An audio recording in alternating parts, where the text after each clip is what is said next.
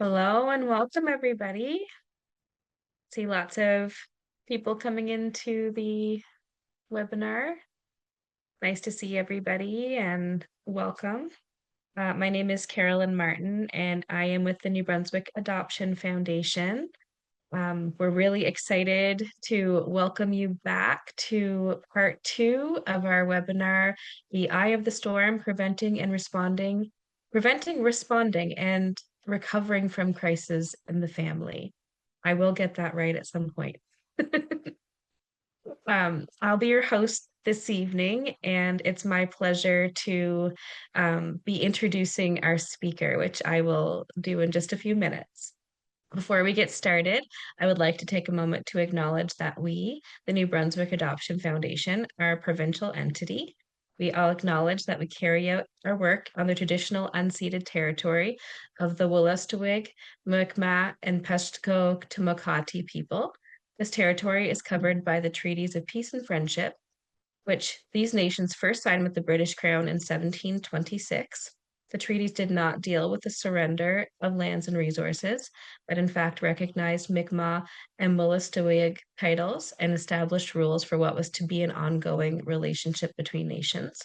We, the staff and the members of the board, pay respect to the elders, past and present, and descendants of this land. We honor the knowledge keepers and seek their guidance as we strive to develop closer relationships with the Indigenous peoples in New Brunswick. As an organization focused on vulnerable children in the care system, we express these words with both humility and hope. So I just wanted to give you a little bit of a description of tonight's webinar. I'm sure most, if not all of you, were with us for part 1, but part 2 is even more exciting, I believe. It's nearly impossible to calm a storm if you're caught in the wind yourself. Building on the foundation of our first session, the Eye of the Storm Part 2 focuses on the most critical element of crisis management, the adult's response. And this is a big one for me. The workshop is a deep dive into the how-to of de-escalation. And we're so excited to have Sue Beddoe joining us once again to help facilitate our webinar this evening. Before we dive in, I did want to take a moment to remind everyone about our network and our upcoming programming. The New Brunswick Adoption Foundation is a nonprofit organization that aims to promote and advocate for children in the permanent care of our province. Our vision is that every child or youth in the permanent care of the province finds a permanent family. So just a few mentions about some upcoming programming. June 4th, there is lunchtime talks happening with Kim Driscoll. This will be in English, and it's for adoptive, pre-adoptive, foster, and kinship parents and caregivers, as well as adults impacted by adoption and care. And on June 10th, we're going to have Riding the Wave, which is a bilingual group for caregivers parenting tweens and teens within adoption, foster care, or kinship care. We do have some other programs coming up in June as well. Those can be found on our website, our social media, and stay tuned for our newsletter, which will be coming up again next week. A couple of housekeeping items about this evening. To get the most out of our presentation when it begins, if you want to switch into presenter or speaker view, rather, you can focus on our presenter. We love engagement, so continue, same as last time, to use the chat feature to put in your questions. And Sue is amazing at being able to multitask. And I personally am not the best at doing that. I don't know. My brain doesn't kind of function that way, but Sue seems to be able to wonderfully look at the chat. But we'll be helping to make sure that questions are being seen and responded to. Just a little note once again that we are recording the webinar this evening, so it will be available after this evening to be viewed by the public. The Q&A portion at the end of the evening will not be recorded, so that piece is where we can get a little bit more personal. If you are having trouble finding the chat function, if you put your mouse down at the bottom, there is a little button that says chat, and then you can pull it up that way. At the end of the webinar, we will have a brief survey for you to complete. We'd graciously appreciate it if you could take a moment to answer. It's 5 questions because your feedback really helps us to deliver our programming.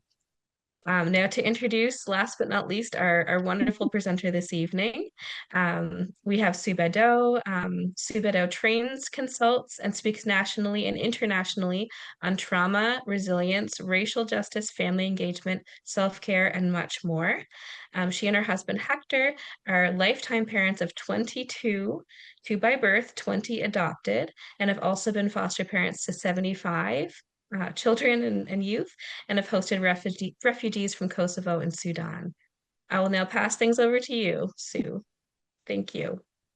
Great. Thank you, Carolyn, so much for that. And hello, everyone. It's great to be back with you after a couple of weeks. It's our last get together. I am not sure I remember every name, so I'm not sure if all of you were with me last time, but I know some of you were.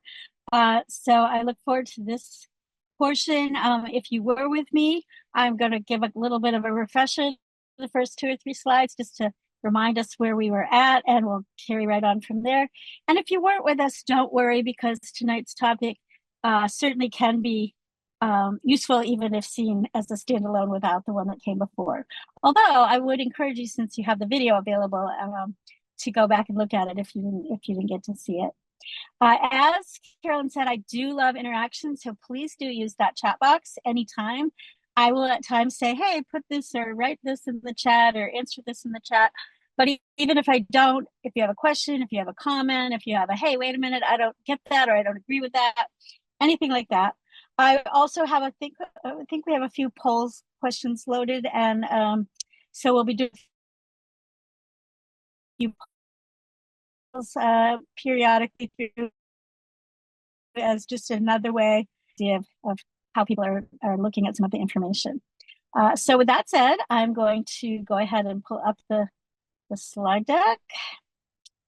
I can do it. Yeah, there we go. There's the slide decks. All right, so hopefully everyone is able to see the slides. And like I said, we're picking up where we left off the last time, and kind of using the storm imagery and metaphor to what happens when we have dysregulation in the family, whether it's the child or the parent, as Carolyn said. And we're going to try to contain it to the child and then help the child get re-regulated without the parent, ourselves, or others, other adults in the household joining into the dysregulation party. So with that said, as I mentioned, I'm going to just give a little quick recap of kind of where we were at last time. We focused quite a bit of our time last time on the idea that behavior is language. And even if it's the really hard to comprehend, challenging, out there, big behaviors that we talk about when we talk about escalation, even if it's that kind of behavior, it's still language. It's still expressing a need. It's still expressing a need and generally an emotion. And so the better we get at understanding, kind of becoming fluent, if you will, almost in that behavior language of our child, then the better we can implement these various ideas about how to not only reduce the escalating behavior, but how to respond when it still does happen. So that was a big portion of what we did last time. And then we also kind of did some specific work around, okay, the preventing end and the responding when it's still kind of pre-blow up, you know, but the volcano hasn't really erupted yet. I mentioned volcano because you're going to see that come up shortly when we talk about our own personal regulation. But so we talked a little last time about what can we do on the prevention and on that early side of the responding. We talked about recognizing the signs that something may be brewing in our child, and how can we sort of intervene at that earliest stage by working to settle their body, to continue to connect and nurture that attachment that they really especially need, even when they seem the least inviting. They're not really inviting or welcoming that level of connection and attachment, but that's when they really need it. It's like the porcupine effect, that they're putting their quills out and yet they still need us. So how do we recognize the signs, settle that body, nurture that attachment, and then finally work on helping them regulate their emotions? So that, you know, kind of gives us a pretty good recap of what we covered last week. That was the 2-minute recap. So tonight, where are we going tonight? Well, we're really going to talk about addressing those escalating behaviors. And so we're talking about how do we respond in the moment. Okay, we've already tried all the things we talked about last time. We've tried to prevent, we've tried to intervene early, and it's still happening. It's still escalating. And so how do we respond when that's going on? And then I think probably almost the most important part of this whole 2-part series is what do we do after? When we do get everybody re-regulated, what do we do next? And that's crucially important. I actually am participating this week in a virtual conference during the day, and I heard a speaker talk about this very point of the idea of it's the repair. She talked about the repair theory, and it's that repair, which has always been something I've been pretty passionate about as well.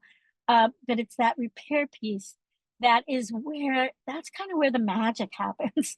And it's when I teach teach a class about attachment, I kind of show some images about the attachment cycle and how basically a newborn infant, they have a need, whether that need is they're hungry, they're uncomfortable, their diaper is wet, they've got colic, whatever it might be, they've got a need, so they express it through a behavior. The behavior happens to usually be crying, but it might be tensing up, kicking, all of those other things.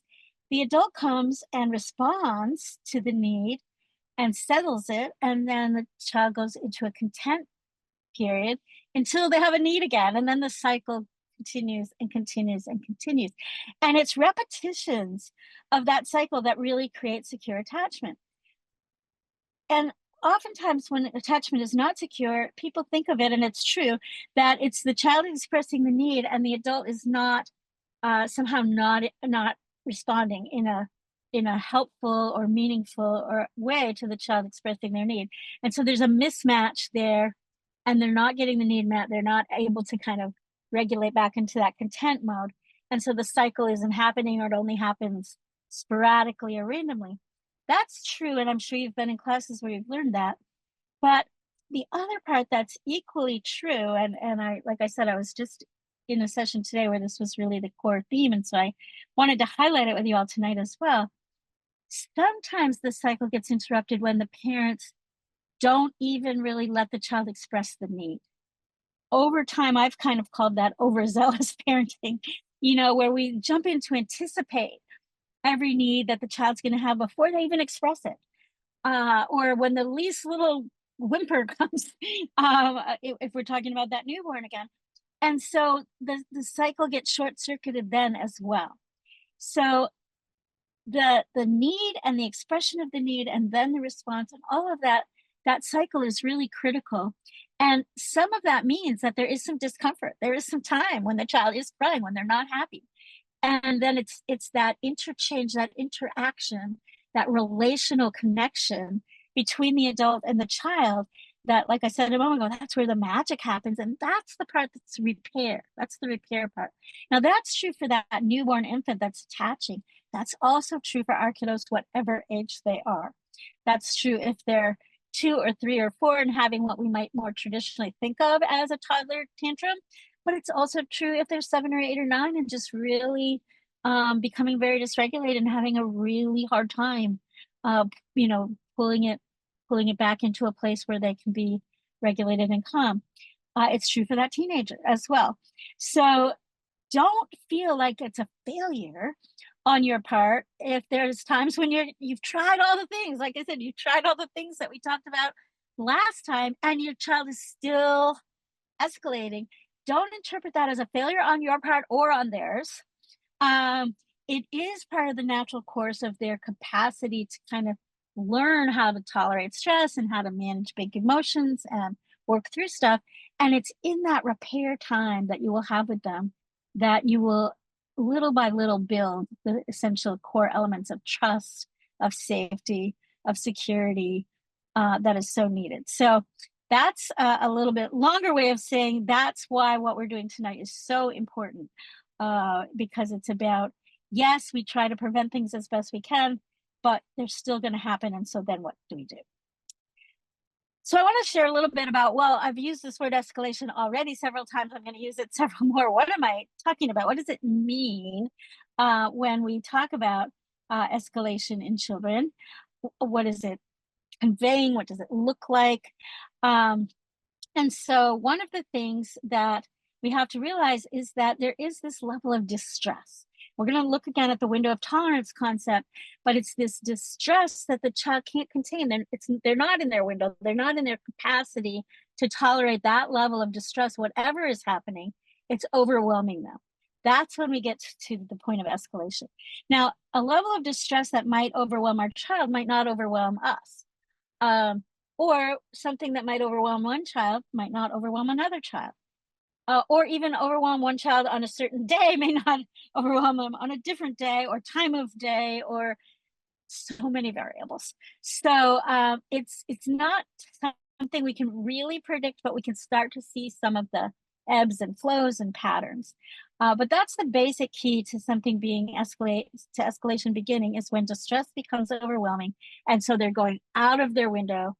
Or if you are familiar with Dan Siegel's work about, illustrating the brain kind of looking like your hand, and all the, kind of the thinking parts of the brain, executive function, the cortex, is all kind of nicely connected and closed down over the amygdala and over the part of the brain that's really reactive, keeping everything nice and safe and secure. But when they do get into this distress state and they get into escalating, he uses the term they flip their lid. And, it's like this part gets disconnected from each other and from the amygdala. And that's when things kind of go haywire. And so we have to help get them back into this place. So that's another way of looking at what do we mean by escalation. Usually on the outside, what are we seeing is we're seeing some kind of rapid increase in their intensity. Even children whose escalation goes more towards crawling under the desk, or things like, I had a daughter that, when she was most escalated, she would find anything that she could crawl under and become really small, even when that's their version of escalation. So it doesn't seem particularly aggressive or combative. You usually will still see this rapid increase in intensity. It might be the loudness. It might be their level of aggression. It might be those kind of frantic movements, but it might be their heart rate. It might be their eyes kind of blinking. It might be their breathing pattern. It might be just a certain verbalizations, kind of saying something over and over and over, even if it's in a quieter, whispery tone as compared to a loud tone. So you're going to see this rapid increase in intensity. And the key here is that our efforts to engage with them in any of our usual ways, any of our even most relational ways, to maybe use strategies that have worked in other settings for coping or calming, just don't seem like they're working. And so when that's happening, that's what we mean by escalation. And then finally, very often when we're talking about an escalated circumstance or an escalation in the behaviors in the child or in the home, there are some safety concerns that come into play, whether it's for that particular child who's going through the distress, whether it's for the other children in the home, or in the classroom if you're at school, or for property or pets. There is often some kind of safety concern that enters into the picture. So this is kind of the nuts and bolts of what we're talking about in terms of what is escalation. So I'll pause here for a moment. I'll see if I gave you kind of a quick recap of what we covered last time. I gave you a broad overview of what we're talking about this time, including the importance of repair. And now I gave this definition of what do we mean by escalation. So I'll take a pause here to see if there are any questions or comments. Feel free to pop a note in the chat, or if you want to, raise your hand and be identified to unmute and speak, we could do that too. It seems like we still have a reasonably manageable number of people here, so we could do that. Again, we'll do questions and answers that are not recorded later at the end, but if anyone wants to do any now, I like to take some pauses as we go along. So any comments or questions at this time? Just a quick comment. I'm not surprised, but I've never heard it quite phrased this way about meeting the needs too quickly as being disruptive to the attachment cycle. So that's really spinning around in my brain. Um, thank you for that. Yeah. It's an interesting concept, and I think personally that that's something we are more vulnerable to as adoptive or foster kin caregivers Yes. than other, because we've maybe waited so long, gone through so many hoops, tried so hard to Mm, even get this child into our home, number one, and number two, we know they've been through all this stuff, so we don't want them to be, yeah. sad or upset at all, like we're going to meet all their needs really quickly, and yet we kind of short circuit things if we do Yeah. that. So yeah. That's so interesting. We actually talked about that in our support group this week for pre-adoptive, pre-fostering, waiting Mm, parents about not wanting to get it wrong, right? So being right yeah, there, jumping in, but yeah. thinking about that in terms of we kind of have to hang back a little bit too. And our speaker this week actually talked about her daughter saying, "Stop, like go away," Right. right? Like Yeah, yeah, yeah, so it's a yeah. lovely full circle moment for me here tonight. So thank you. I Oh, appreciate great. that. Yeah, yeah. Well, I always feel like there's always more I can learn, and so it's great when that happens, so thank you.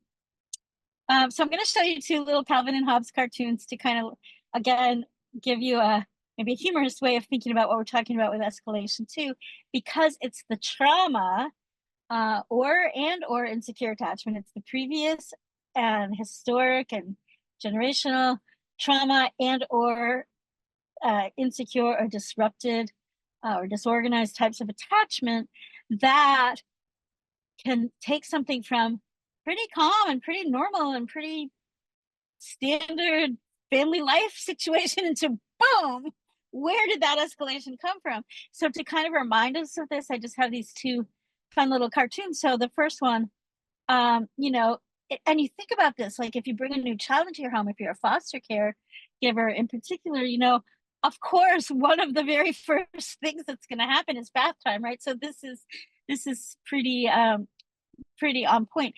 But anyway, so the two of them are talking, whenever I take my bath, I put my ducky in first. So the normal, seemingly normal, seemingly just sort of neutral observation is, oh, that's for companionship. You want to play, you want to have some fun while you're in the bathtub.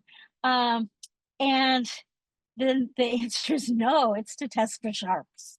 It's like there's danger everywhere, and there's things to be scared of, and there's things that could really hurt me or even kill me, even in the bathtub, even when you're trying to be nice, even when you're trying to give me that little cuddly stuffed animal you think I want to take to bed with me, or that toy in the bathtub, or that special snack, or like I'm looking at you with a lot of suspicion, because how are you trying to hurt me with this, or how is this gonna kind of trigger my previous bad experiences or grief, that I don't have the same rubber ducky I had in the last home I was in, or all those kind of things, right? So something that seems very innocuous, very normalized, very sort of loving, and sort of making a connection, can escalate quickly if the child's interpretation is, hey, this is a shark testing moment.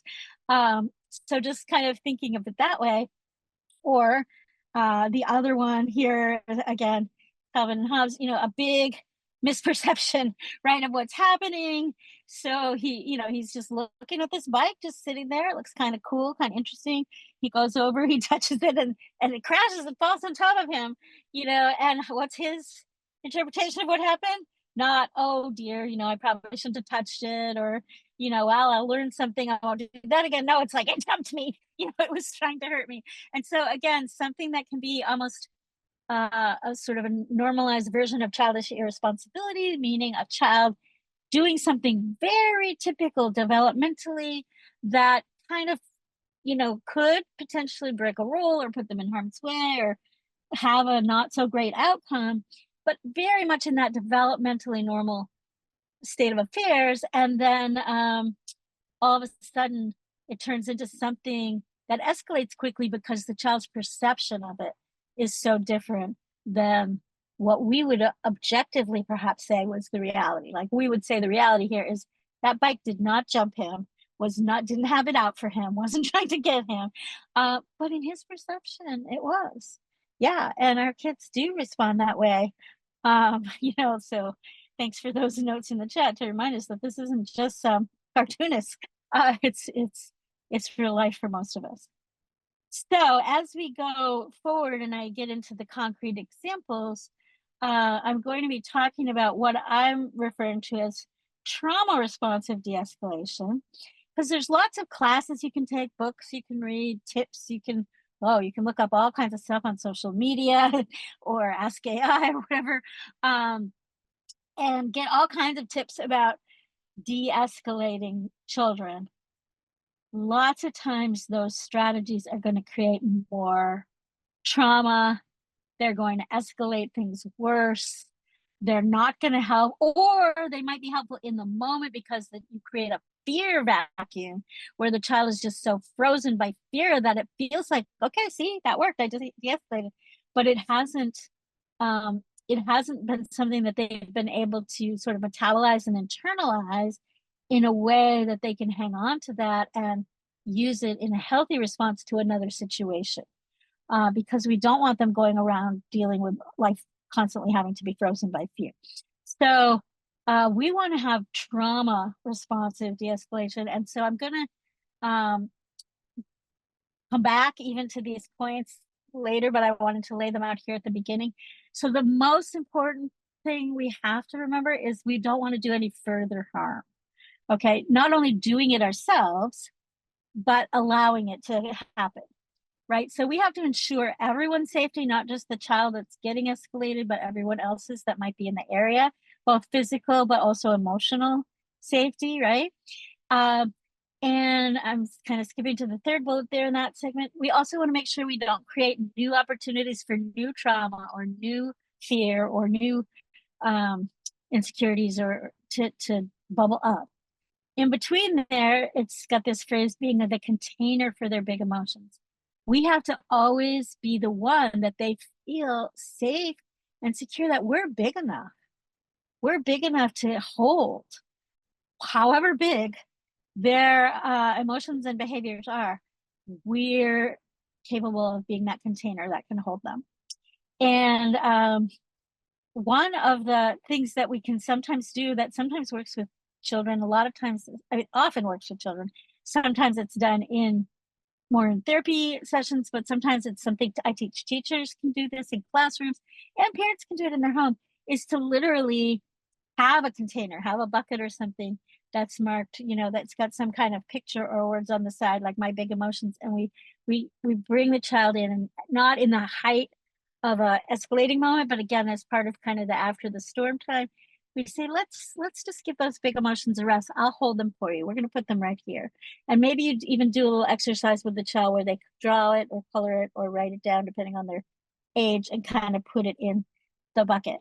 And even if they're older, like a teenager, it can be more like a shoebox or something that they can put it in, and we put a cover over it and say, when you're ready, when you want to process this or talk about it, we can. But for now, it's okay. I'm helping you. I've got your back with this. Really being that container for those big emotions.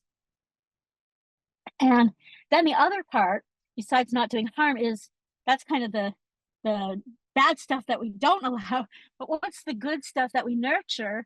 And the good stuff that we nurture by trauma responsive de-escalation is that the child is able to come out of that seemingly painful, possibly shaming, or where they're feeling shame, possibly insecure, unsettled, unsafe feeling, come out of it feeling, I'm okay. I'm okay. I'm seen. I'm heard. I'm valued. I'm not rejected. You still want me around. You still want to connect to me. And I can kind of get back into that safe space, that safe window space. So we want the child to have that opportunity to sort of retain, what I'm referring to here as dignity and control, or we could also refer to it as one of the bullets there says, that saving of face, or just kind of that re-regulating moment. So we want to not do harm, and we do want to provide these positive opportunities. And that's really what trauma responsive uh, de-escalation is all about. So again, I'll just take a brief pause. If anyone has a question about any of that, comment, anything that resonates with you or didn't quite get. So Yes. I've got a question. I'm just going to put my Okay. TV. The container idea is kind of an interesting one for me, one that's a new idea. So I'm just trying Okay. to visualize what that can look like. And you gave an example a little bit. So, you're holding the big emotions or the big feelings of what has happened. So what does it look like for a child who is then ready to talk about what happened? How do they usually signal that? With words or Yeah. otherwise. Yeah. So it can be, back when we've kind of gone through the arc and things are settled down and everybody's, back in a more regulated, calm state of mind. And often there'll be some kind of way to have a snack, some other more comforting activity, maybe something that's just fun or silly. Some just really routine, kind of building in some predictability and routine. And then to offer but not push. So say, hey, what do you think? Should we take a look at those big feelings and talk about them a little more? Does it seem like a good time? And if the child seems to get at all like um, a hint of dysregulation starting again or something, to say, it's okay if it's not. We can wait. We can do it another time. You may have heard examples of people doing things like spraying, an aerosol in the closet when the child's going to bed at bedtime because they're worried there's like the monster in the closet or something. This is kind of a version of something that concretizes a fear and gives them a way to manage it and contain it and see that you as the adult are big enough to hold it and handle it, and you're not rejecting them in the process. So you offer, what do you think? Could we talk about that now, or would we like to draw a picture about that, or would we like to kind of figure that out so we can get it out of that container and just rip it up and not have it anymore? What do you think? And then if they aren't open to that invitation, if they don't respond well, say it's okay. We can, maybe there'll be another time we want to do it, maybe not, and just kind of offer but don't push. And maybe it's just there, and then another time if there's a dysregulated episode and you again put something in the container after that episode, it might be, we're starting to kind of fill up a lot of feelings in there. How can we kind of make that a little smaller? Can we have some play with some puppets? Like, can we get some puppets and have that? If we don't feel like talking about it yet, do you think some puppets would talk about it? Or, just kind of playing around with using playful approaches, using curiosity. These are some things you'll see ahead in the slides coming up. But using playfulness and curiosity and offering but not pushing. So I hope that's helpful. Yes, it is. Thank you. Appreciate that. Great. Yeah, no problem. All right, we will continue on. So the first thing we want to do is a poll. So let's see if we can bring up poll 1. So we're gonna do a poll, and for those of you with us last time, you might remember that the way I do this, I also will read it out loud to you just in case you have difficulty managing it on your device.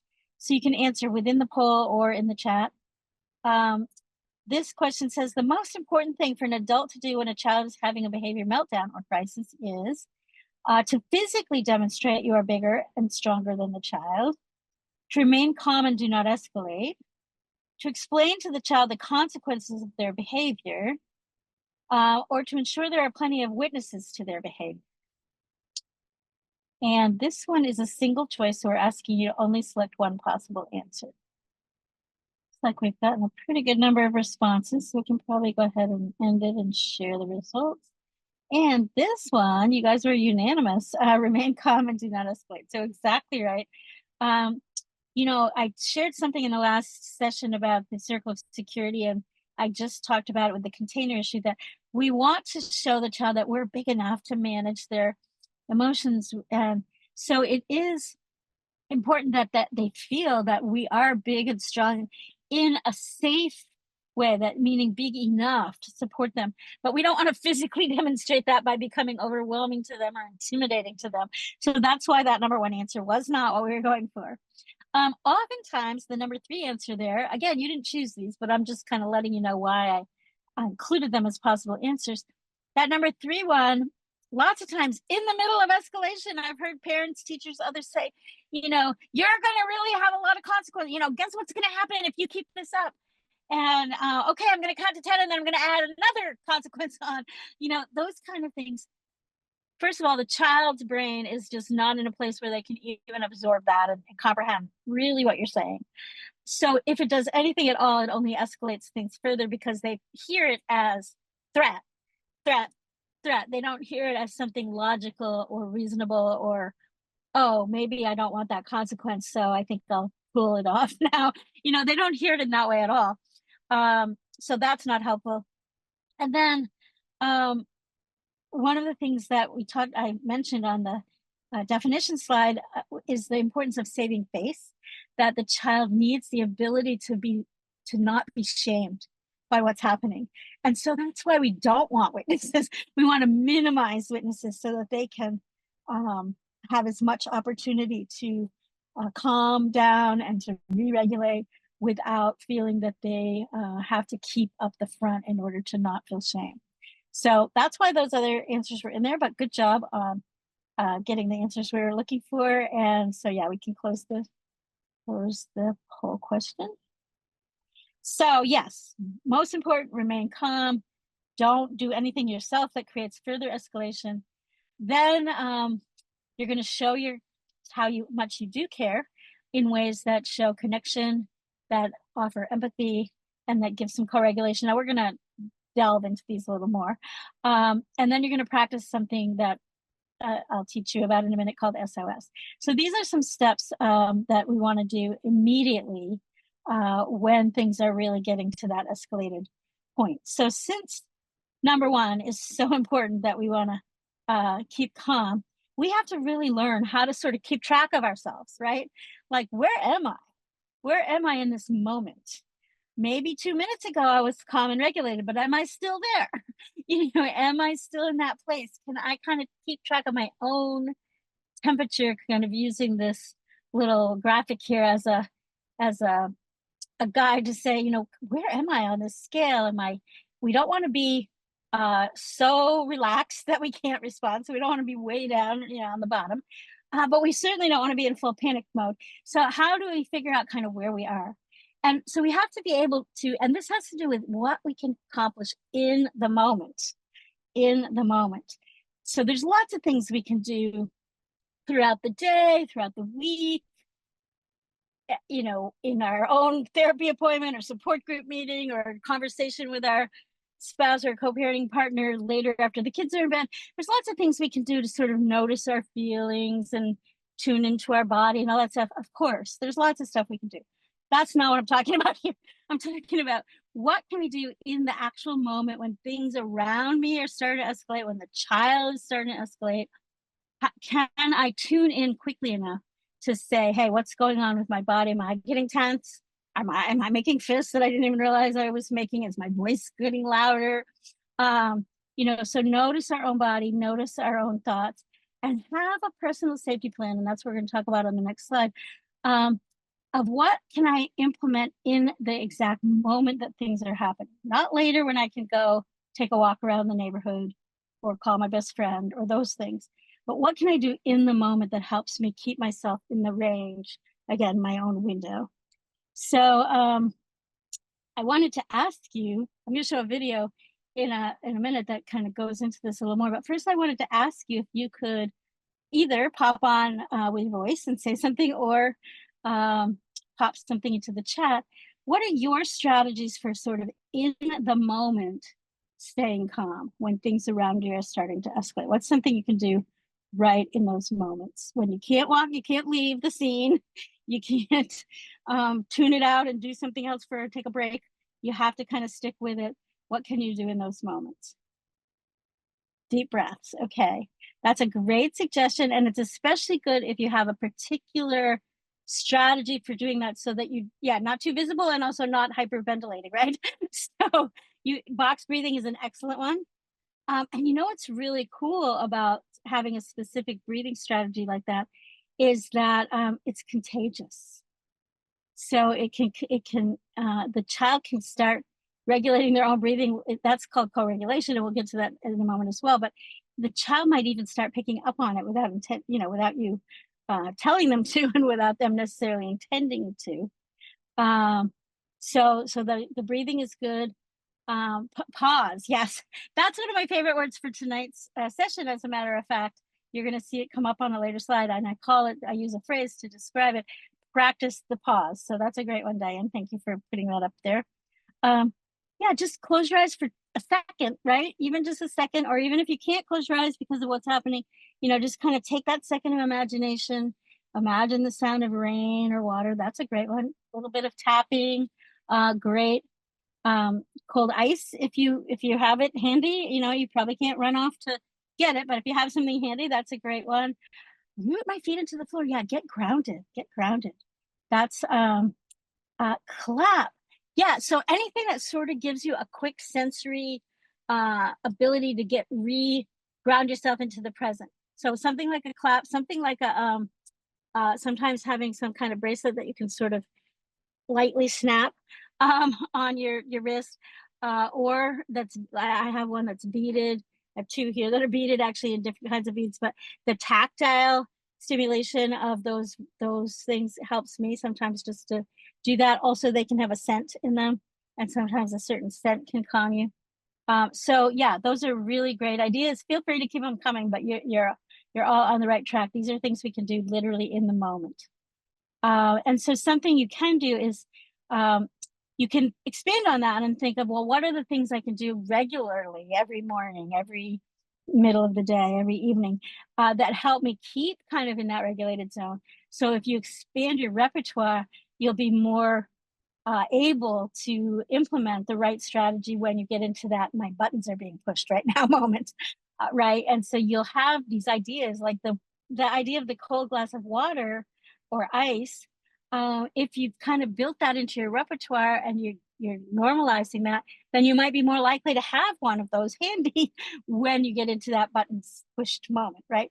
So that's what I mean by kind of thinking of your daily strategies.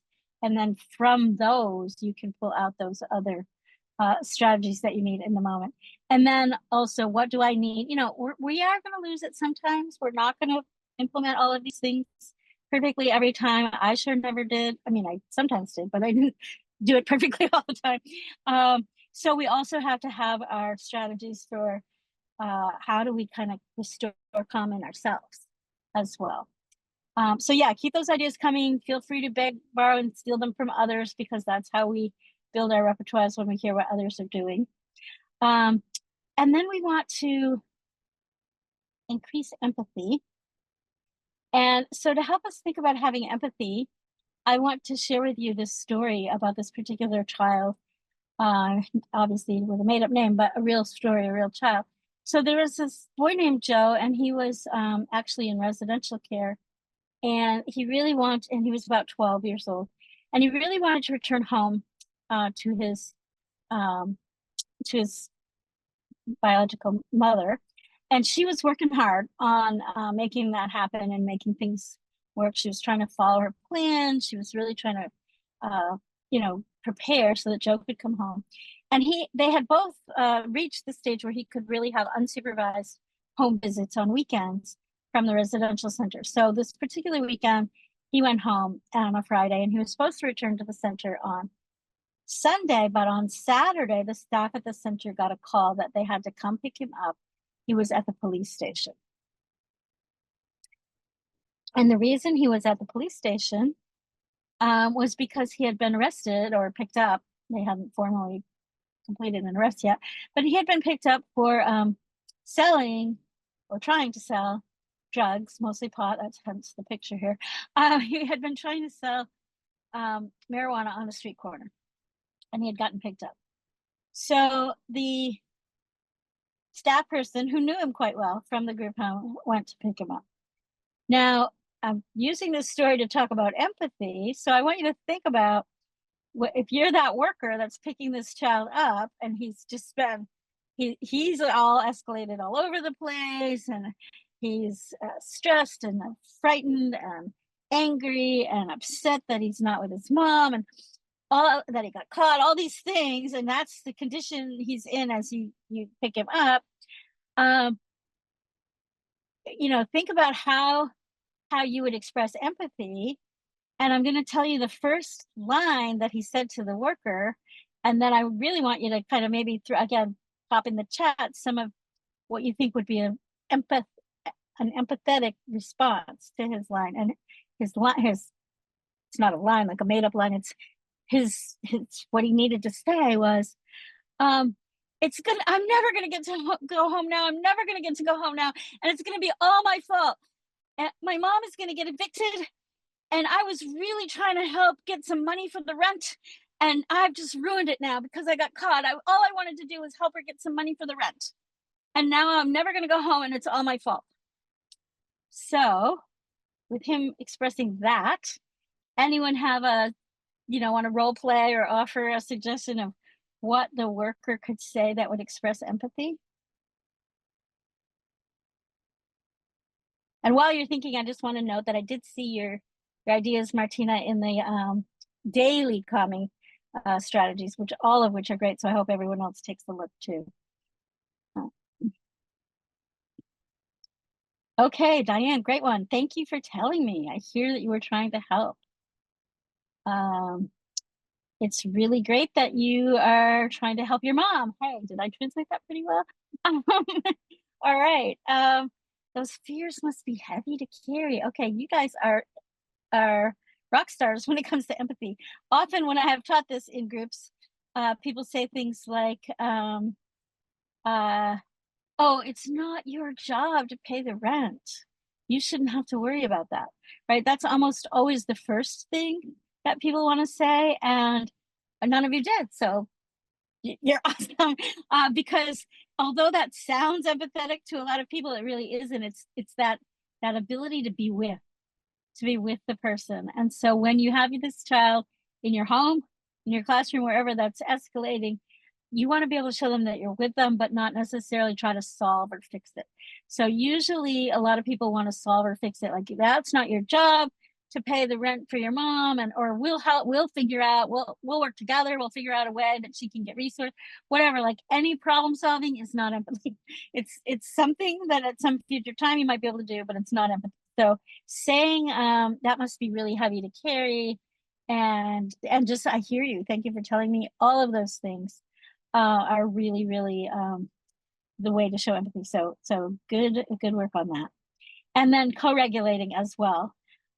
This is an old, you can see from the date on there, I pulled it off the internet in 2018, but it's an old image that was on social media, but it's such a sweet image of co-regulation, right?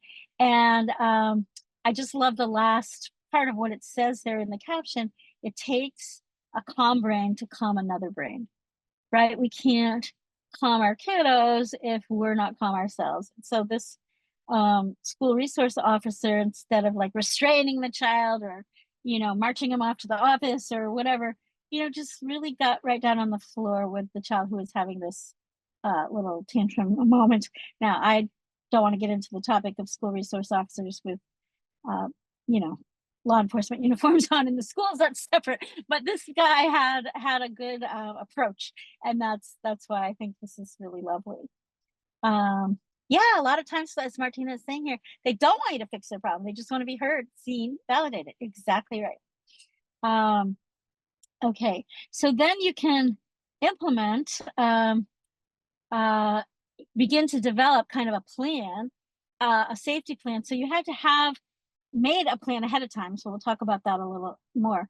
But if you've made a plan ahead of time, then you can begin to implement it with the child once you know that you've already structured it and provided it ahead of time with the child. So one way to talk about that plan is the safety Bs. So, I got to be ready. I got to have the plan. I already know. Who can I talk to? Who can I be with? Who can I be around that I trust if I'm feeling anxious, if I'm feeling stressed, if I'm getting out of control? If you already have your version of what you can do to calm yourself, then how can you also help your child know how they can calm themselves? Be aware, what can I look around and find that will help me have safety, right? And then how can I find support that I need? So this is something you can work on ahead of time with the child. And another thing you can build ahead of time as to work with in terms of that plan is teaching this idea called SOS. So before I tell you what the SOS stands for, I want to know how many of you have ever either learned yourself as a very young child or taught a young child, what would you do if your clothes catch on fire? Does anyone know what the answer to that is? What do you do if your clothes catch on fire? Stop, drop, and roll. Stop, drop, and roll, exactly.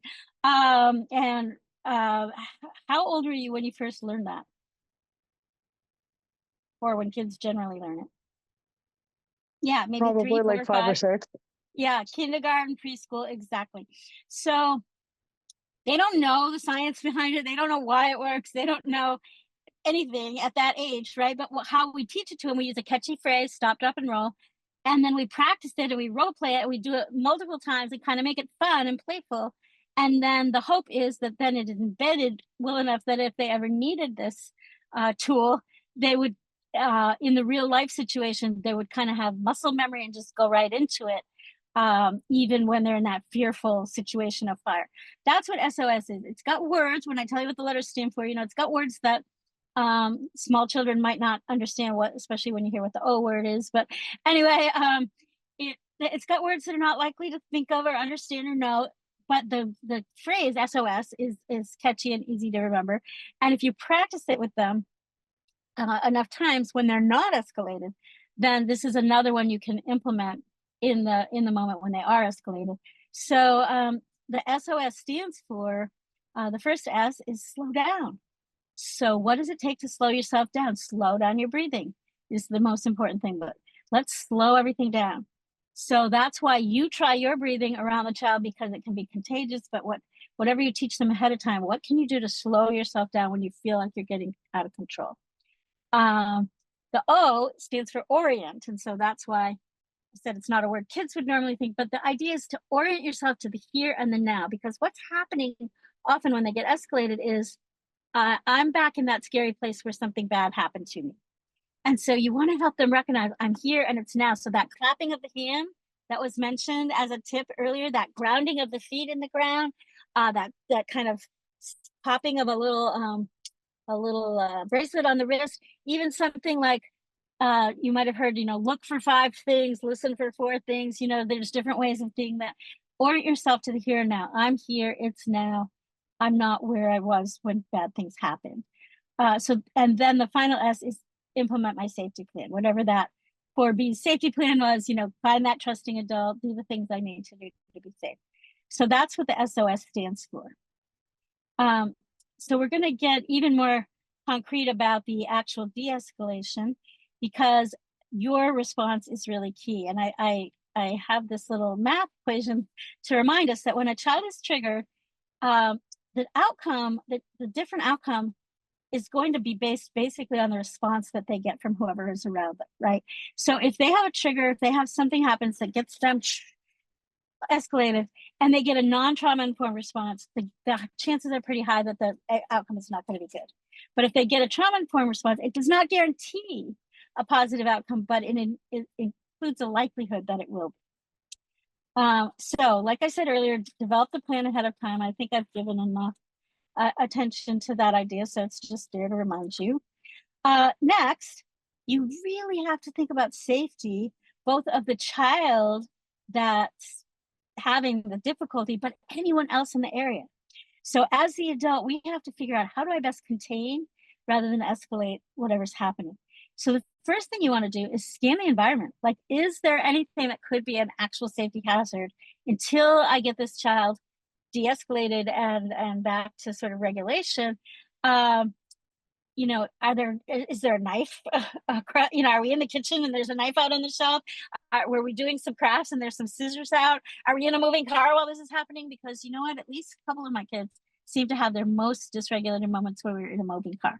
Now, also, flip side of that, some of them had their best, most intimate attachment moments when they were in a moving car. So you never know. But if you're in those situations where there's something unsafe, you have to kind of conduct yourself in a way, or hopefully if there's a second adult available, where you can continue engaging with this child who's escalating, but by removing or changing location or stopping the car, whatever, so that you can remove the safety concerns, or at least mitigate or minimize them. And that includes for other children in the area. So sometimes that means you're going to have to move in such a way that other children are not in the area. Remember, we don't want an audience for the escalated child, but we also don't want the other children to be unsafe. If you're with a second adult and you're starting to feel yourself getting escalated, doing that tag team, tag out, let the other adult take over for a while, is great. And just know yourself and your child well enough to know when you need to seek other kinds of trained help, and plan ahead and make those arrangements, make those relationships ahead of time, so you're not cold calling out of the blue and they don't know you and they don't know your child and they come in a way that's punitive rather than supportive.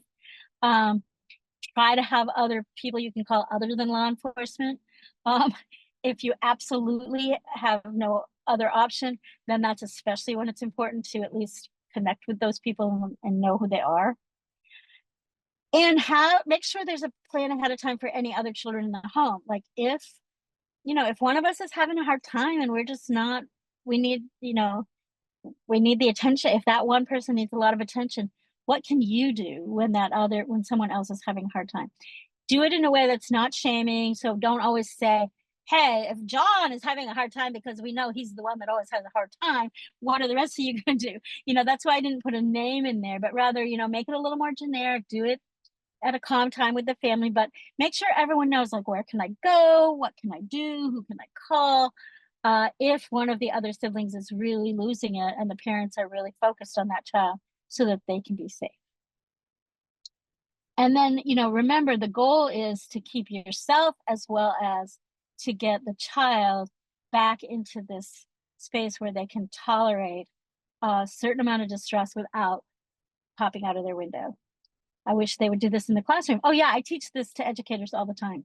Actually, I do teach them that and make sure that they have that plan in place, or at least try to encourage them to.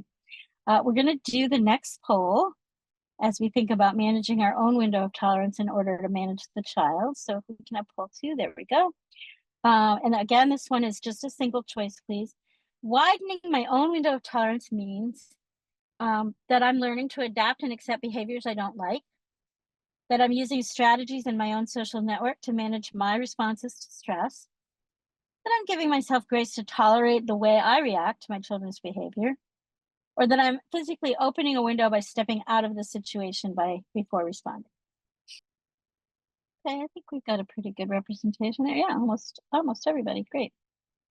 So yeah, share the results. So we have a lot of you that said using my strategies and social network to manage my responses. That is what it means to regulate and widen our own window and stay within it. It's also what it means to help widen and help the child stay within theirs. Sometimes that may have something to do with adapting and accepting things, at least temporarily. It doesn't mean we have to accept harmful behaviors or unsafe behaviors, or what people often call disrespect or rudeness.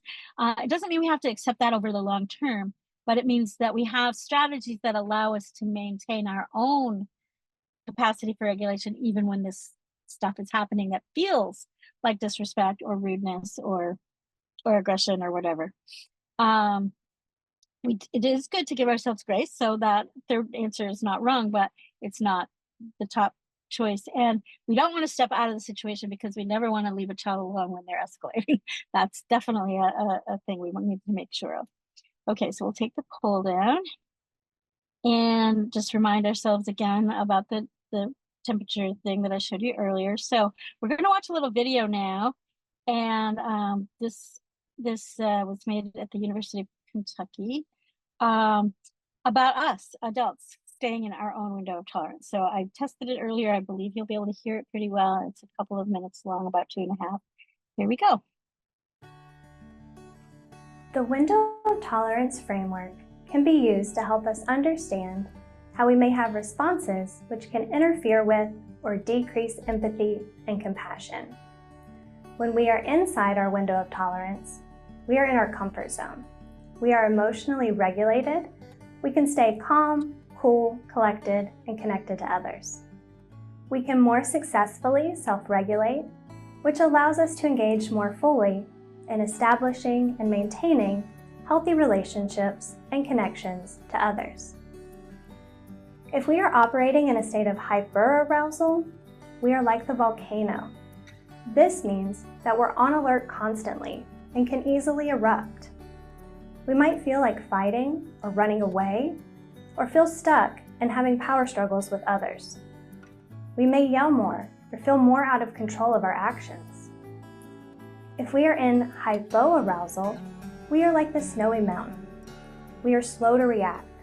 We may be numbing, starting to check out from our feelings, and having feelings of depression.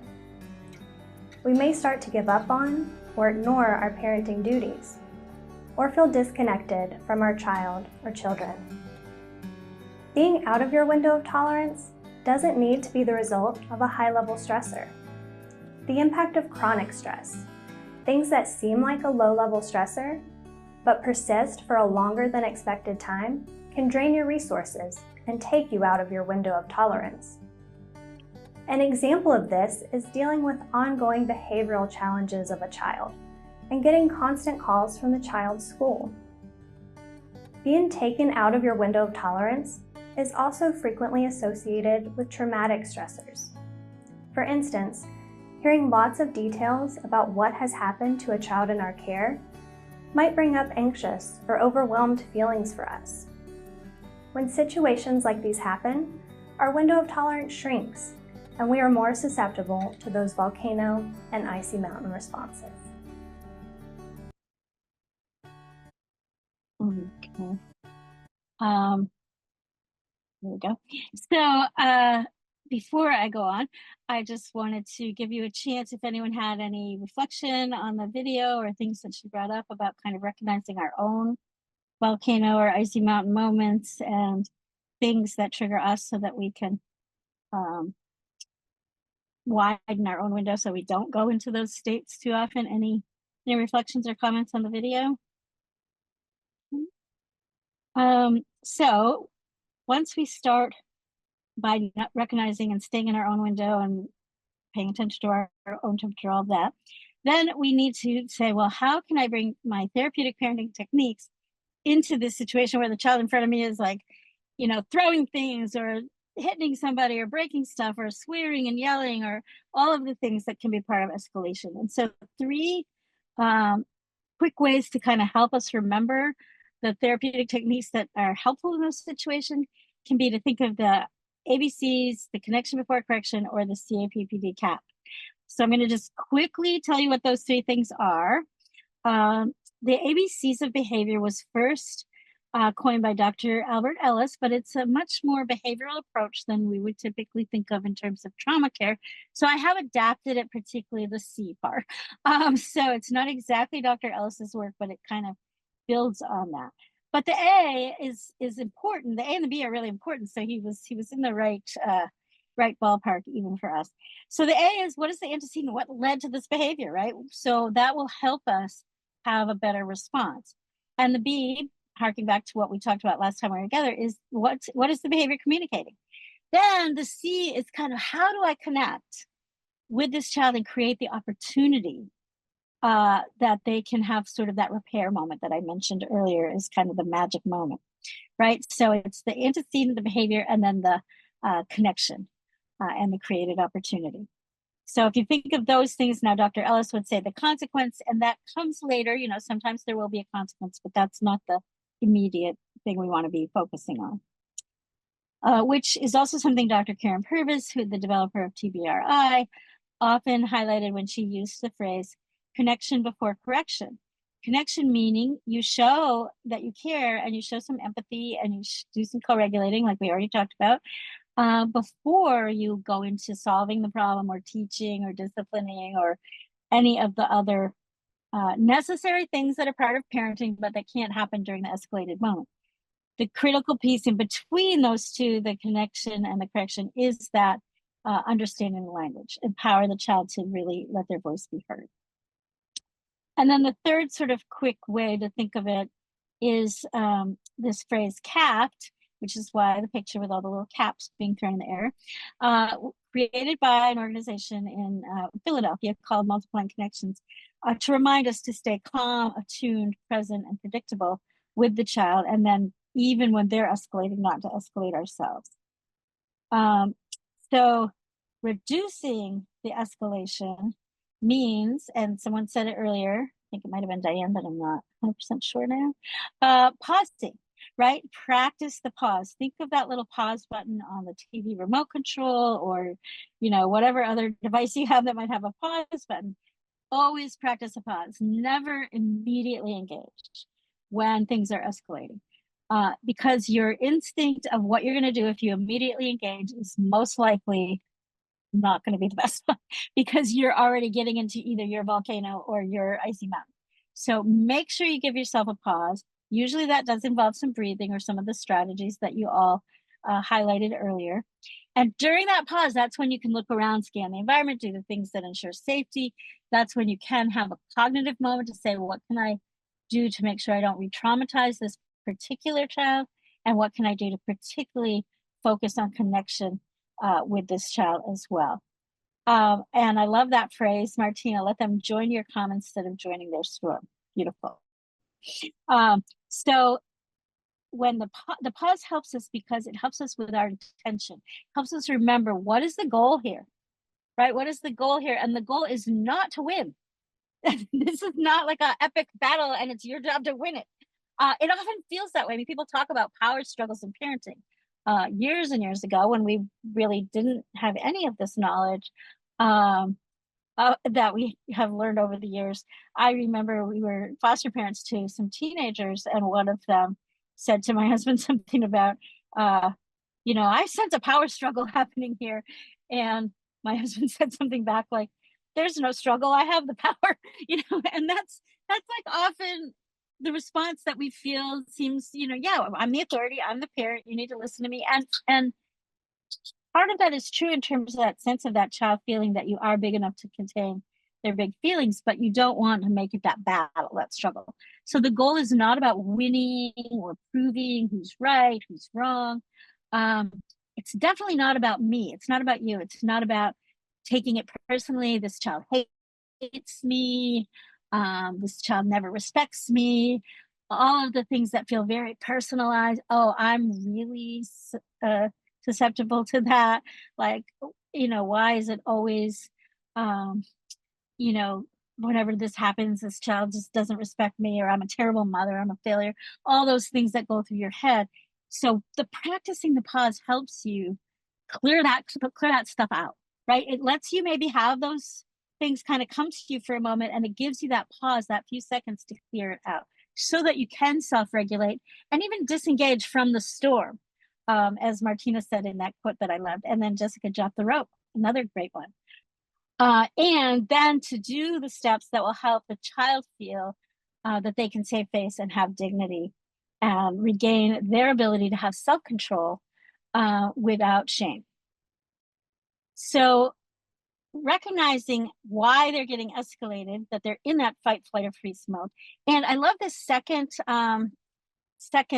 bullet here, that remember we talked about stress is overwhelming, their distress level is overwhelming. When that happens, they go into a defense posture, but defense is often mistaken by adults as defiance. Think about that. Defense is often mistaken as defiant. So that's another thing the pause can help you do, is say, is this really defiance right now, or is this their defense mechanism? And that helps you to really think about, how am I going to respond in a way that helps them not feel they need to defend, and I'm not escalated because I believe it's defiant. Sometimes it's just they don't have the skill. They don't know how to walk themselves back from the edge of that ledge, right? They don't have that skill. They haven't learned it yet. And so they're kind of triggered into an anger response that is then also adding shame and fear. And so it just keeps snowballing. Or it could be a sensory issue. And often we neglect to pay attention to that. So I did want to show you this little, another little video that is about thinking about when it might be a sensory issue that's creating the escalation. I'm going to play this video, which is also like the other one, about 2 minutes long. We have 8 senses. 5 you have probably heard of: sight, sound, smell, taste, and touch, and 3 that you may not be familiar with. The vestibular sense, sometimes known as the gravity or balance sense, allows us to move smoothly. It helps us with balance while we walk and run, and to stay upright when we sit and stand.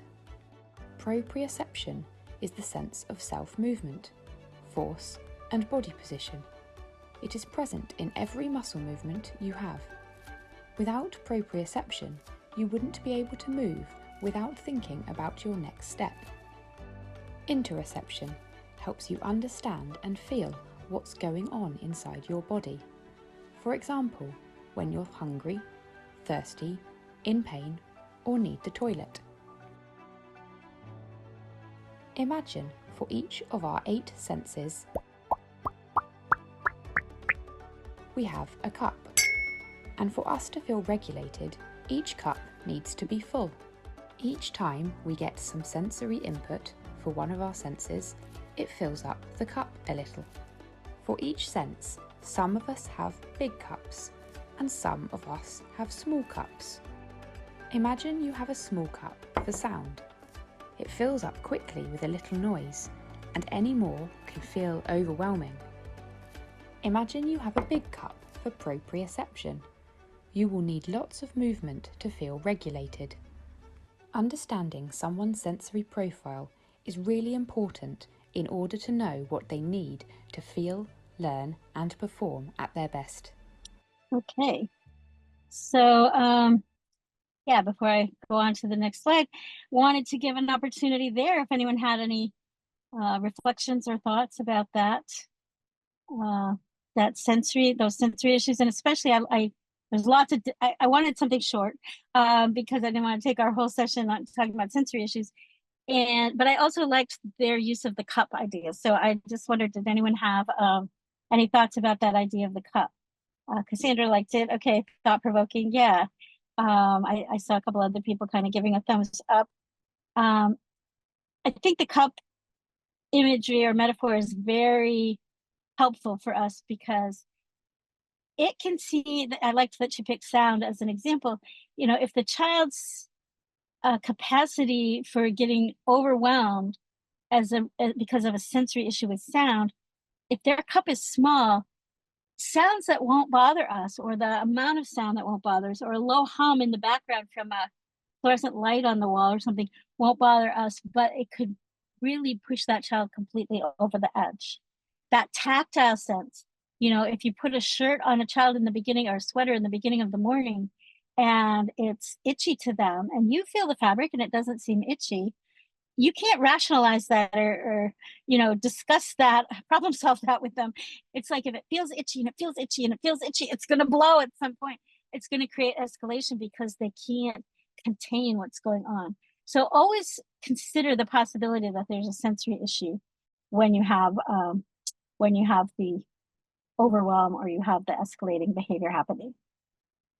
Yeah, and each sense has its own cup. That's right, Carolyn. So again, as we're dealing in the moment with the escalating child, we need to pay attention to what are we communicating back to them. We're trying to understand what they're communicating, but what are we communicating back?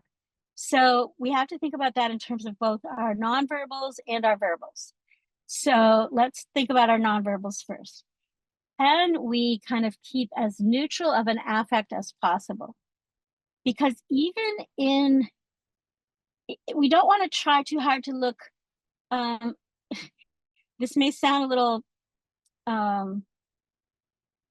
confusing at first if I say it this way, but you don't want to overly look warm and loving in those moments. That can actually be scary to a child who is getting fearful and escalating. They can either misunderstand, misinterpret, if we're all smiles or hugs or this or that, or they can have had a frightening experience with that at times when they were escalated before. Or it just may seem like such a mismatch with what's going on that it makes them even more anxious or angry. So we want to stay as neutral as we can. We want to also be careful. So don't jump into the, oh, I got to show them lots of affection. We want to show empathy and do some co-regulation that we talked about, but we don't want to overly sort of come across with lots of those really flooding with the happy, smiley, affectionate, warm emotions in those moments. On the other hand, of course, we have to manage ourselves so that we're paying attention to our nonverbals, that we're not getting a tense, angry look, confused, or not look like we're frightened of them.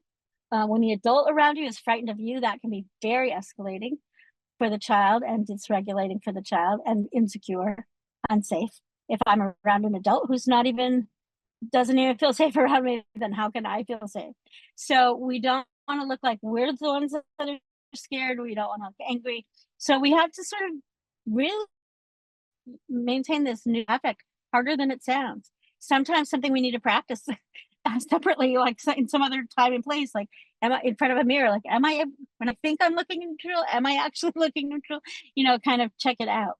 We need to ground ourselves, as we've already said, but we do want to maintain eye contact unless you know your child and there's a specific reason this child responds very poorly to eye contact. Some do, but if that's not a specific indicator, you want to maintain some gentle eye contact, not staring them down, not intensely looking at them, but maintaining some level of gentle eye contact so that they know you're still there. They know you're literally seeing them.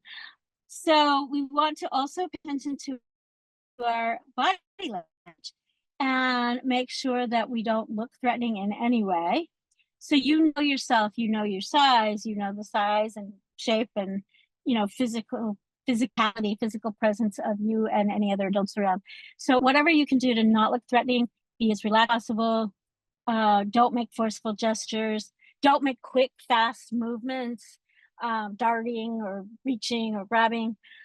Definitely don't have your arms crossed across the front of your face or your chest or stuck in your pockets. Those kind of postures can look very hostile.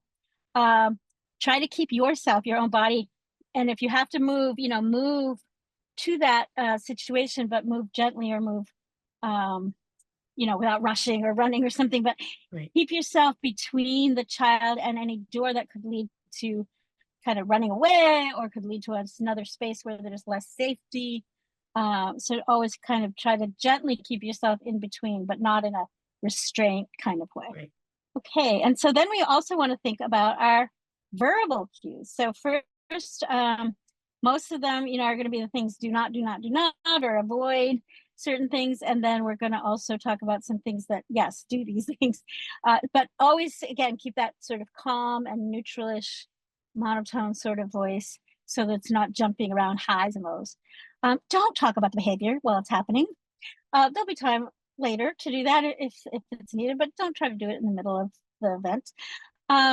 Don't interrupt if they're talking, like don't say, I'm not listening to that, or you need to stop that, or whatever. Don't interrupt, like let them get it out. And don't engage in the comments that seem really personalized. Like I said earlier, it's not about you. So don't say, if they say, you're not my real mom anyway, don't say, well, I'm the mom you've got, or, things that sort of come to mind in those moments. Just don't engage because it's not going to be helpful. The only time that is helpful to engage verbally is if they ask an actual question that you can answer. So if they ask a question like, why did you have to adopt me anyway? I'd be better off without you. If they ask those kind of questions, don't engage. Say, we'll talk about that later, or some kind of neutral kind of response. But if they say something like, can I have some water? I need a snack, something. Can I sit down? Can I move over here? If they say something that's really pertinent to what's happening in the moment and you're able to respond in a way that's helpful, then yes, you can engage in that. Don't offer explanations about your quote side of the story. So those are all the things to not do. So what do you do verbally? Not very much. the best part about the most important part about sort of the verbal part of de-escalating is try to have as little to say as possible. Don't use your words in those moments very much. You say as little as you can, but when you do speak, have it to be to reinforce again those main important messages. I see you, I hear you, I'm with you, I want you to be safe. Any of that that you can reinforce, and again, you don't want to repeat it again and again and again like a mantra, but any of those messages you can occasionally and it can occasionally give to just reinforce the messages you're trying to share. That's okay. That's verbalizations that are okay. And also giving choices, because many times children escalate when they feel completely like, I have my whole life, it's been out of control. I haven't been able to control anything, so I'm going to control this. And it's not really thought in that way that I just verbalized it, but like they need a sense of control. So the more you can give them choices, even in those moments, like, you know, things seem really hard right now. Do you need a drink? Do you need a snack? Do you need 10 more minutes before we talk? Like anything that can sort of give them a choice. Would you like the snack now or after? Would you like to sit or stand? Anything like that where you can give them a choice, a safe choice. They may not be able to process it. They may not get it. Move on. Don't say, I'm asking you a question, you need to answer. But, you know, just offering choices here and there can be really helpful in the de-escalation process. And then just some general things to watch out for. It's not a time to remind about rules or offer promises that, hey, you're gonna get ice cream later if you can calm down now, or on the other hand, those threats of consequences. Don't try to avoid the word you, like you always do this, or you shouldn't do that, or you this, you that. And also the question why are you doing this? Not helpful. So try to avoid those two words, you and why. Even if it's kind of your personality to be sarcastic and your kids know it and you get along well that way and you're able to have that sort of sarcasm humor in your family life, during an escalated episode, not the time for it. It's not well interpreted. Definitely don't set absolutes, like you absolutely will not go to the prom 3 months from now if you keep doing this behavior now, you know, something like that. It's probably not something you're going to really enforce, and it sets up a dynamic that's not going to help the situation. Also, it's really easy. Co-regulation works both ways. Just like you want to kind of co-regulate the child and let again, I'm going back to that beautiful quote that Martina shared about let them join your calm instead of you joining their storm. But that's co-regulation. But on the other hand, don't let them co-regulate you. In other words, don't start mirroring their affect or their posture or their tone of voice. Easy to get into doing that, hard to not do that. It's like try being around someone that's yawning. It's really hard to not yawn, even if you tell yourself, I'm not going to yawn. If you're around someone that's yawning, you start yawning. It's just such an instinct. And so it's something you have to pay attention to, really, and make sure you're not finding yourself getting into that situation of mirroring the child's affect or posture. So I've shared some verbals and nonverbals and these kind of pitfall things. Questions, comments on any of that before we go on? It's all resonating so much. It's just, and in the moment, it's so hard to, you know, be mindful of all of these things. So I It really is. love the idea of practicing it and thinking about it in times where this is not happening, be able to actually apply it later. Absolutely. I mean, that's why I brought up the stop, drop, and roll. You know, anything that you're going to need in a heightened, fear-filled, danger-filled, anxiety-filled, trauma trigger-filled, escalated situation, anything you're going to need in any of those kind of situations, practice when you're calm. Yeah. Because you need the muscle memory, you need the neuro pathway memories in your brain, so that because your brain gets hijacked and your body gets hijacked when you're in those moments. So absolutely practice. And so in order to practice, you have to do it playfully and make it fun, which is also why I brought up the stop, drop, and roll. Usually that's taught in a playful, silly way, and kids drop to the floor and roll around and all of that. But we have to find playful ways that we can practice these things ourselves and also help our children practice them when they're not escalated. Yeah. Sue, Okay, so yes. I've got another question. So I'm just wondering when the dysregulation is happening in a public area, let's say a grocery store or a park or something like that. Um, I'm just trying to figure out how like the staying calm and these techniques can work to de-escalate it where when it sounds like these techniques take maybe a little longer to play out. Like how does that play in when it's in a public area that has a lot of stimuli? Yeah, that's a really great question because it's often when they're going to happen too. And they do take a little longer, and yet the steps really are the same. It's just having the wherewithal within ourselves to not feel shame ourselves, because going through those steps and allowing your child to seem like they're made to, from the appearance of an outside observer, maybe you're not handling the child right, you're letting them disrespect you. Why is she letting her child talk to her that way? You know, an outside observer might think things about you that might feel shameful to us as a parent. I don't want to look like a bad parent. And so we tend to knee jerk into the more punitive or even physicality, like grab their arm and get them out of, like, we're getting out of here right now. And then that's only going to escalate things worse. So the discipline it takes to actually do these same steps in a public setting is what we need to work on, because the steps really are the same. Now, you know, the more you can sort of gently, it's the child, you use the grocery store example, the child may do that there partly because they're dysregulated for whoever knows what reasons, but partly because they may think, oh, I got you now, because you're going to have to get through this whole line and pay for all these groceries. And so if they see that you're not faced by that and you say, you know what, I'm going to leave the grocery cart right here, let's go out, you know, and you kind of not grabbing them by the arm and dragging them out, but say, yeah, it's okay, I don't need to finish the groceries now, we're gonna leave. If they see that they kind of haven't disarmed you, or you haven't overreacted to the situation, then they're gonna also be able to, again, you're kind of co-regulating them in that moment. So if you can get away from the audience a little bit, if you can get a little more privacy, but without doing it in a physicality way or in a threatening way. So yeah, have the discipline to try to use the same steps to try to avoid your own personal sense of shame that might come up, and then show that, hey, you know, it's okay, you're more important to me than this cart of groceries, and so I'm going to pay attention to you right now. We're going to work through this, even if it means I have to leave the cart here and come back and do my groceries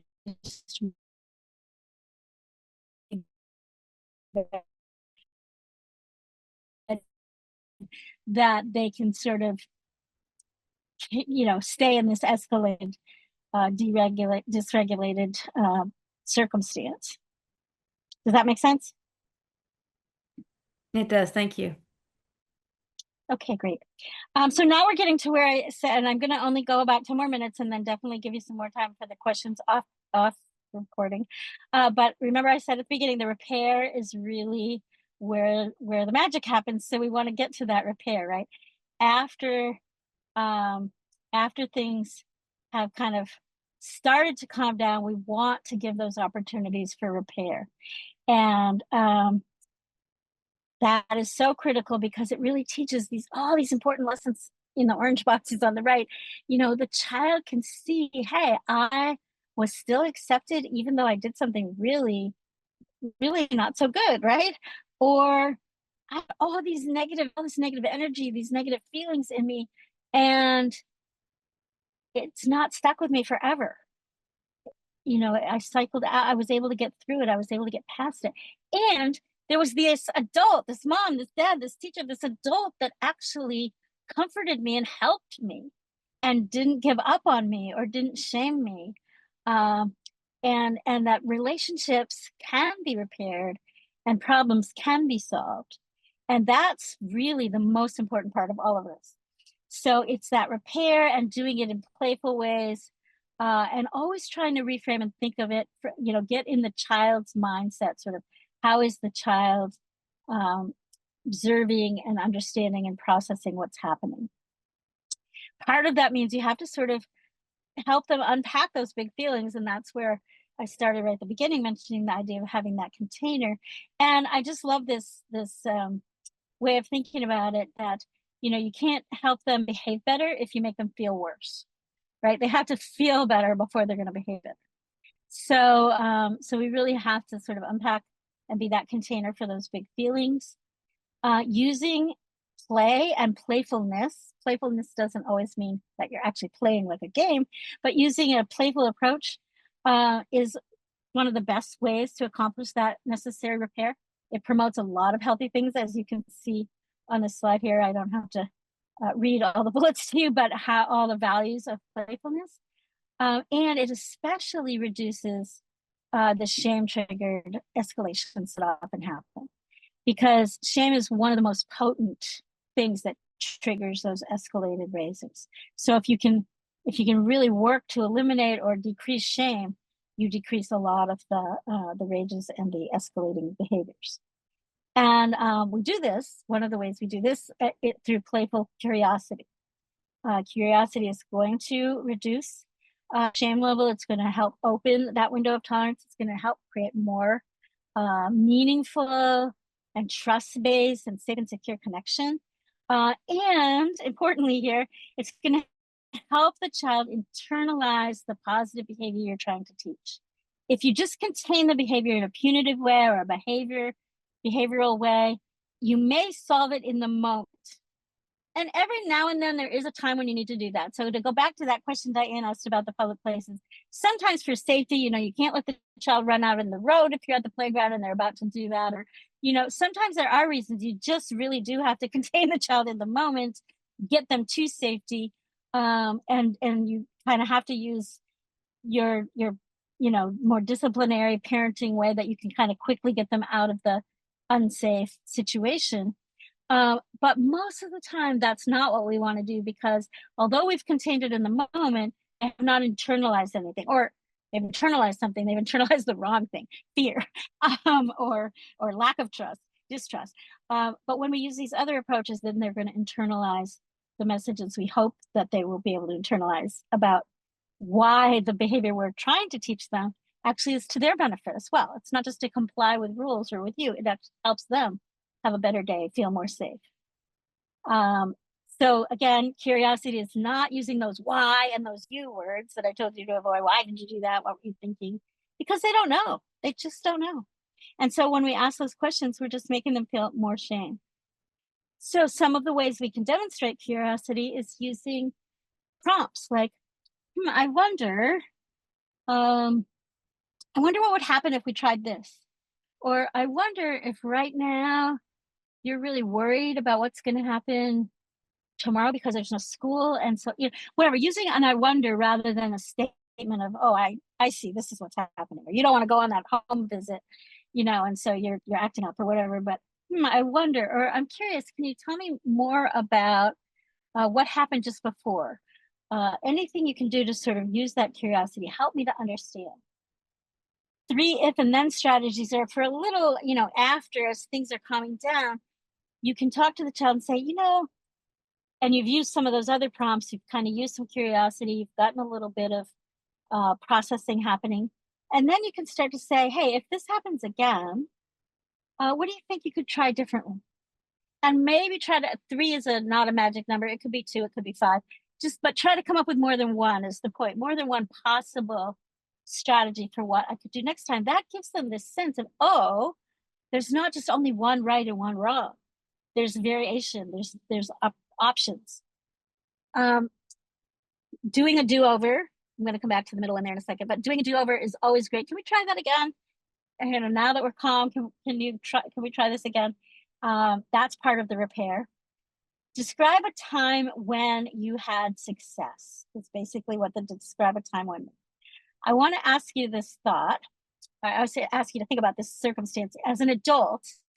If you have ever had a job where you had a boss or a supervisor, and if your boss ever called you into their, let's say, office or space, as soon as a boss calls us over, like we get tense, right? Oh no, what did I do wrong? What's going to happen, right?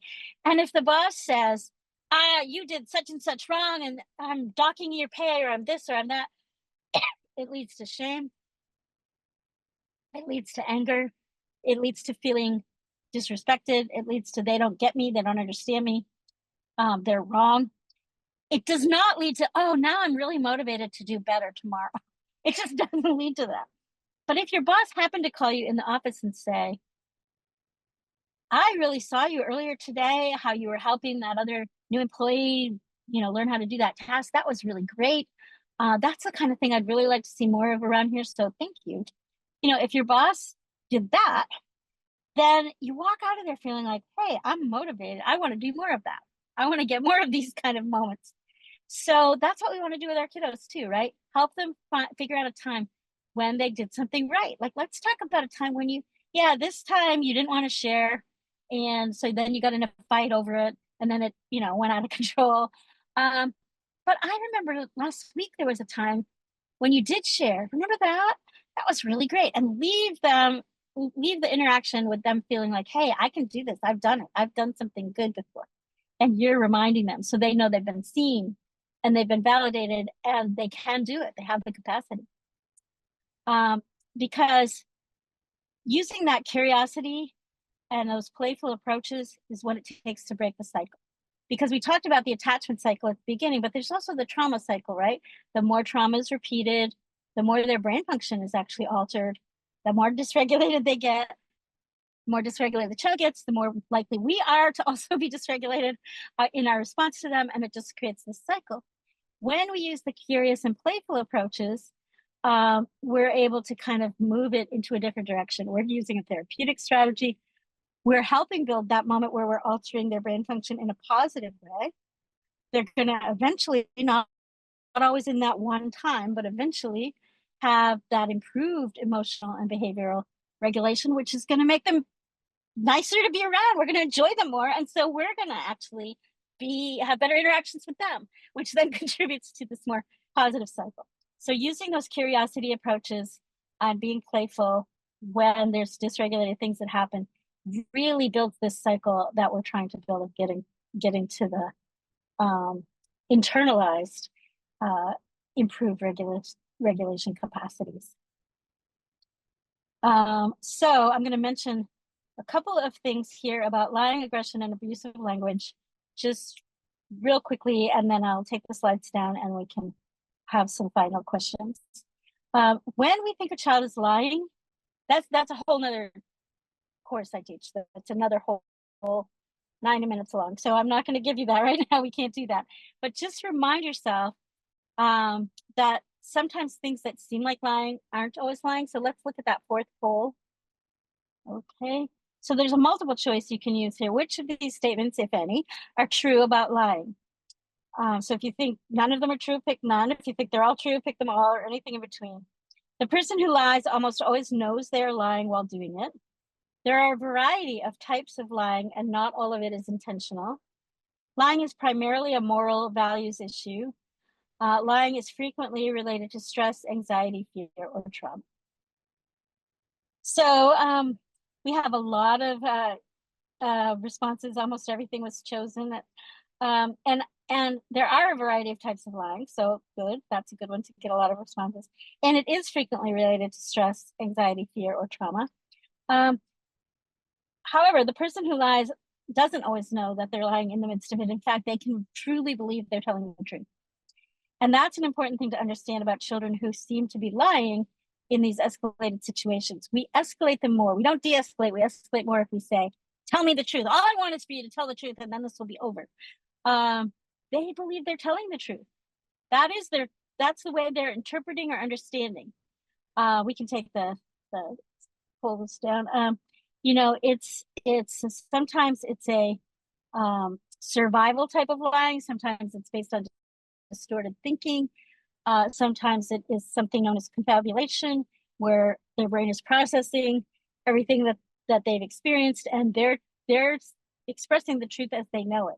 So you have to continue to do the things I've already talked about, but it's very specific to lying, not to call it out and say it's a lie. And use the curiosity to sort of get at what's really going on without shame.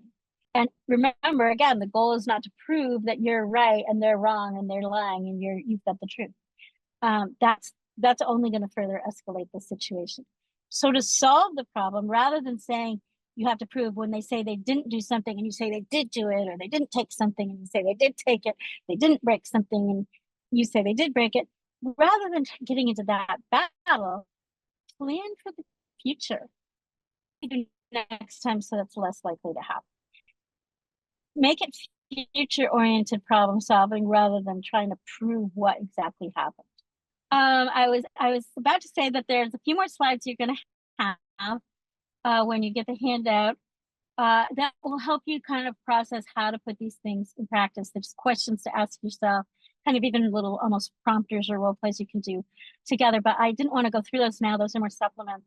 What I wanted to do now is give us this remaining time for any additional comments or Q&A that you might have without the recording on. So we can take the recording off now and entertain any additional questions.